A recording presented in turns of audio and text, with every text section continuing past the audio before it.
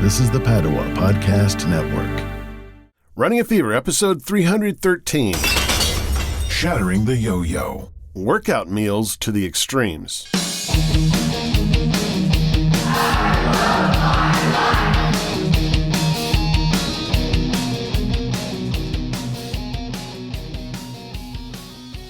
Previously on Running a Fever. So I've been reading Michael Matthews' book, Bigger, Leaner, Stronger, and I have come across the section on pre and post workout meals. Drinking one of those shakes before working out, no matter what the workout is. Protein. Now, not so much if you've already had a meal, like if you had a big plate of barbecue ribs for lunch and you're working out at 2-3 o'clock in the afternoon. Well, probably wouldn't matter if you had a protein shake before that kind of workout.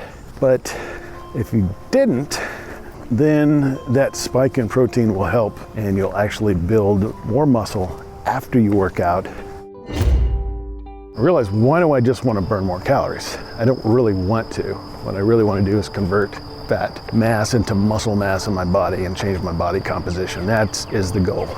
This is my personal experience. If you want to lose weight, count your calories and adjust them based on your weight change. You want to lose weight, exercise to burn more calories, and don't go to extremes. Reduce your calories or increase them by 100 at a time. No more than that. No more than 200, I would say. Can get dangerous if you go to extreme. There's something called the glycemic index, and the glycemic index just is a measure of how quickly foods are converted into glucose. The lower they are on the glycemic index, the longer time it's going to take for them to convert into glucose. And just like you want to space out any kind of energy or supply you need over the time that you need it, generally, it's the same thing. You want a lower GI food if your workout is going to be longer. So today I had 2 servings of oatmeal, and that would be my carbohydrate supply for this workout. I had 2 servings of oatmeal. One was the apple, full sugar oatmeal. It's still only 160 calories. I really don't have any trouble sticking to my calorie, which is probably close to 2,500. I don't really feel any problem with going to 2,600, especially on a day that I'm working out. I mean, for example, yesterday I had a 880 calorie breakfast. Probably, 6 pieces of bacon, waffles. I think yesterday I just had waffles, so the day before. Or an egg and bun with, Smart Balance and honey on it, something like that. I had the 2 whey protein shakes.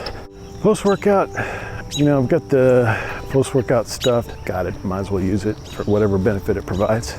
But I've got this andouille sausage left over from when I made gumbo, and I don't think I'm going to use that in my gumbo anymore. It's got a lot of fat in it, so it's, my post-workout meal will be those products and then some sausage. And it's mid-morning by now, and I may not have much the rest of the day. I may have a meal replacement shake at some point if I feel hungry.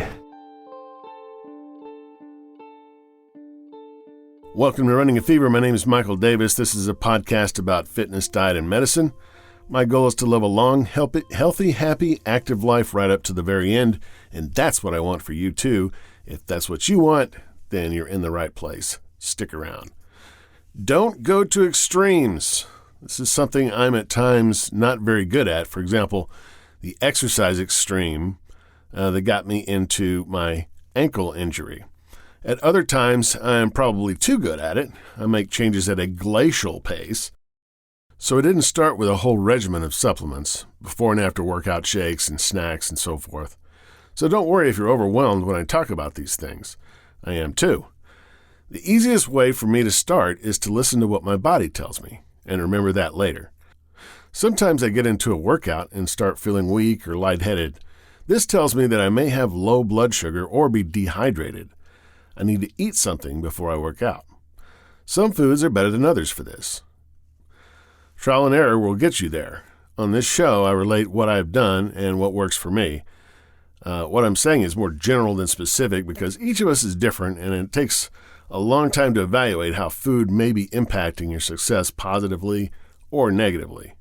But if you feel good, feel energetic, feel strong, you're on the right track at least. Sometimes foods that make us feel good are not good for us. But if I eat a bunch of donuts before I work out, I'm not going to feel nearly as good during my workout as if I had eaten some eggs or protein bar. My body knows what it needs. I like the calorie counting in here. It sounds like it's just a very simple plan. Obviously, you have to know, those foods that you can quickly add in or take away for a number of calories that kind of fits into your menu. But after a while, and at this point, I've been doing this a while, so all of these supplements and things, it just kind of fits into the whole, we started with a 6 meal a day plan, and then those evolved into things that were around our fitness and affected our fitness and our specifically our workouts. Another update, you can probably tell that I'm sick from listening to my voice, and I didn't want to wait another week to record this episode, so I'm here with voice and all. And we'll talk about more about my sickness later, but I will end the suspense and tell you that I did finally get COVID. Thanks for listening. If you got the fever, keep it. If you don't, catch it, and I'll talk to you next time on Running a Fever.